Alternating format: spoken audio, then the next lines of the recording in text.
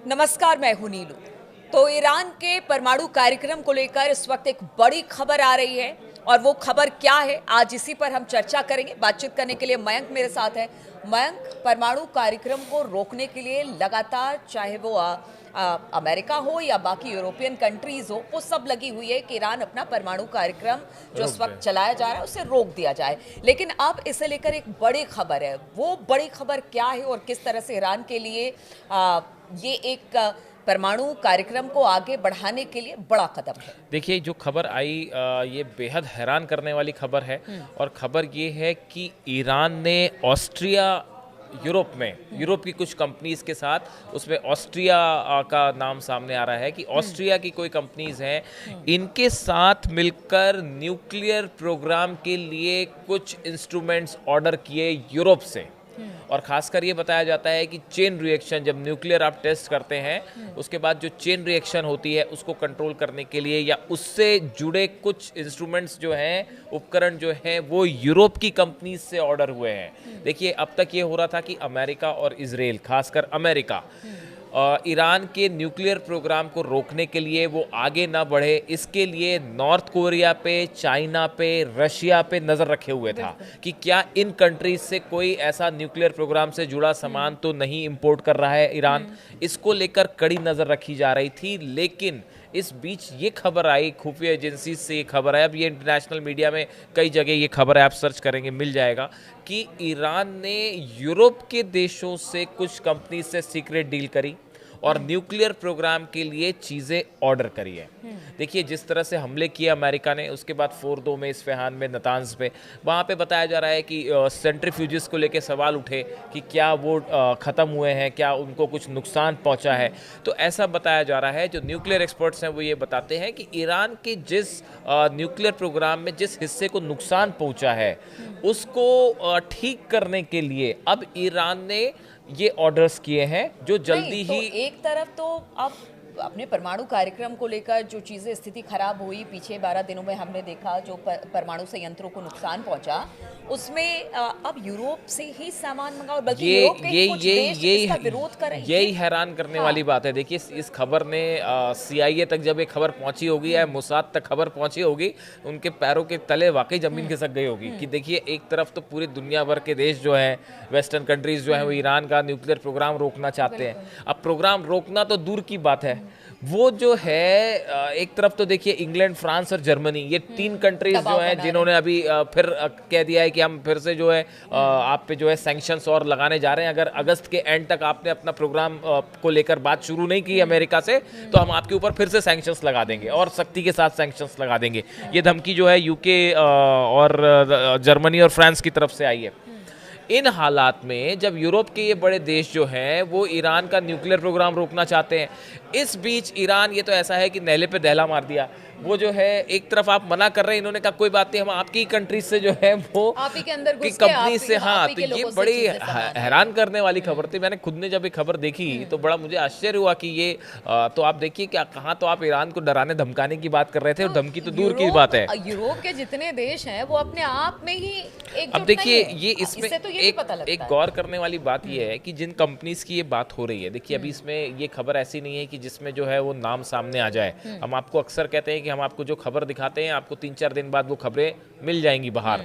तो अब देखिए, अभी जो खबर है इस मामले में, ये जो ऐसी जो डील्स होती हैं, खासकर अगर आप इस बारे में जानते हो कि हथियारों की जो डील होती है या फिर खास तौर पर न्यूक्लियर प्रोग्राम से रिलेटेड जो इंस्ट्रूमेंट्स होते हैं, मशीन्स होती है या टेक्नोलॉजी होती है, इसकी जो डील्स होती हैं, ये जिन कंपनीज से डील होती हैं, ये कंपनीज बहुत थोड़े समय के लिए पेपर पर बनती हैं, उस प्रोजेक्ट को, डील को पूरा करती हैं और उसके बाद वो कंपनीज खत्म हो जाती हैं। इनका कोई रिकॉर्ड ही नहीं बचता।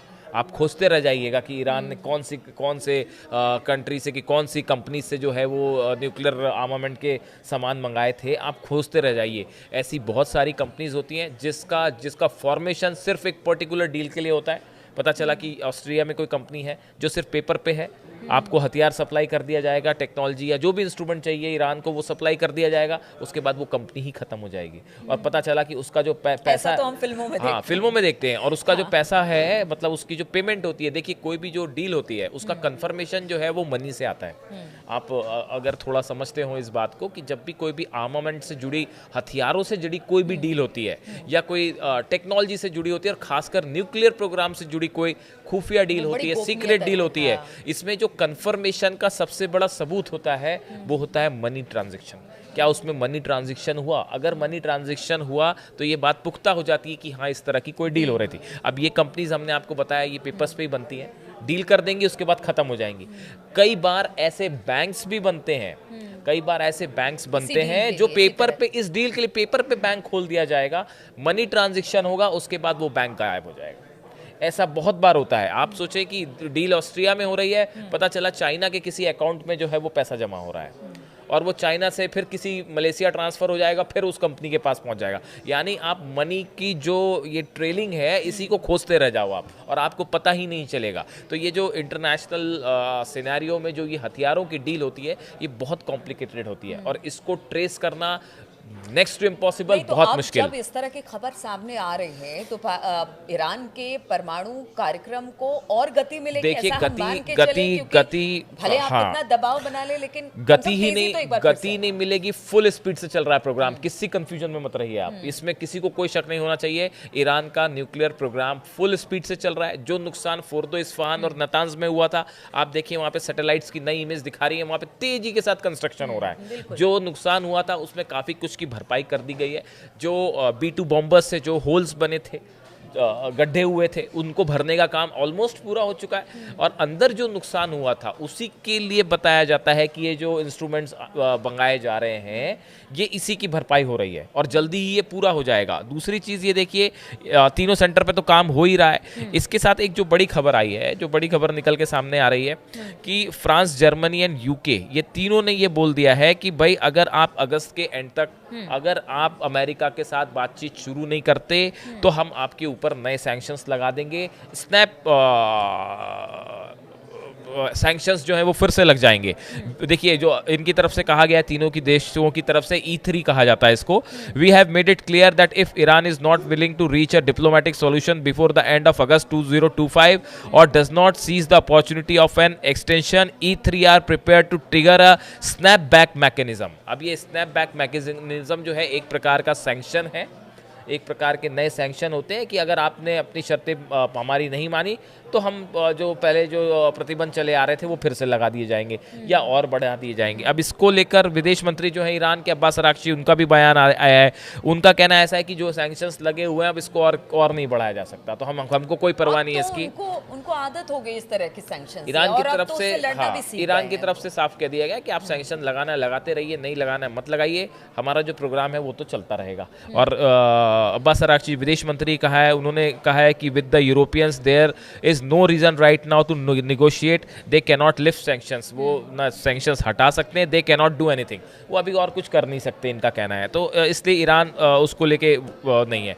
इसी बीच बड़ी खबर है कि IAEA जो है, इंटरनेशनल एटॉमिक एनर्जी एजेंसी जो है, तो पहले ही किनारे कर लिया गया था। अब फिर जो है उनसे बातचीत की बात शुरू हो रही है, और कल जो है इनके डिप्टी डायरेक्टर जनरल जो है IAEA के, मैसिमो एपेरो, ये कल पहुंचे हैं ईरान, ये कल तेहरान पहुंचे हैं। बात अच्छी है मयंक कि वो हर तरफ से अपने आप को सेव करके चल रहा है। ठीक है, उसने अपने आप को IAEA से अलग कर लिया था, लेकिन अब जब बातचीत एक बार फिर से आगे बढ़ेगी तो IAEA से अभी बातचीत शुरू नहीं हुई है, उनको किसी साइट पे विजिट नहीं करवाया गया है। लेकिन फिर भी हाँ, ईरान के साथ वो उन्होंने बातचीत इस लिहाज से शुरू हुई है कि वो पहुंचे हैं कि आगे बातचीत कैसे की जाए, इसका एक ग्राउंड बनाने के लिए। ठीक है, IAEA से बात करने में कुछ बुराई नहीं है, लेकिन उसको फिलहाल ईरान ने कहा है कि आप हमारे किसी न्यूक्लियर साइट पे नहीं जाएंगे, हम आपको परमिशन नहीं देंगे। जैसे पहले आप जाके इंस्पेक्शन कर रहे थे वैसा इंस्पेक्शन नहीं होगा, आप आते हैं।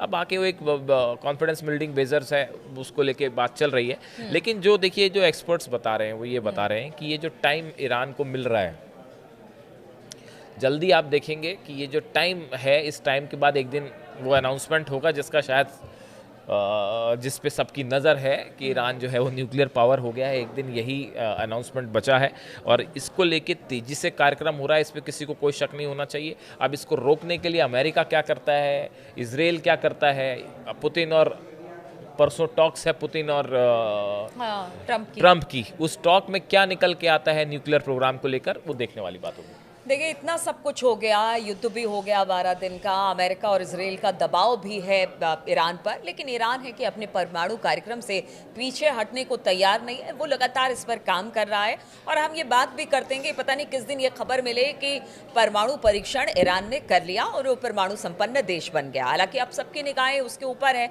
और देखिए ट्रंप और पुतिन की बातचीत होगी, उससे भी बहुत हद तक जो इस वक्त जियो पॉलिटिक्स है वो बदलती हुई नजर आएगी। तो बहुत सारी चीज़ें आने वाले दिनों में देखने को मिलेगी। तेज़ी से घटनाक्रम चेंज हो रहे हैं और तमाम खबरों पर हमारी भी नज़र बनी रहती है। आगे भी इस तरह की चर्चा के साथ हम आपसे जुड़ेंगे। फिलहाल बहुत बहुत शुक्रिया आप सभी का हमारे साथ इस चर्चा में शामिल होने।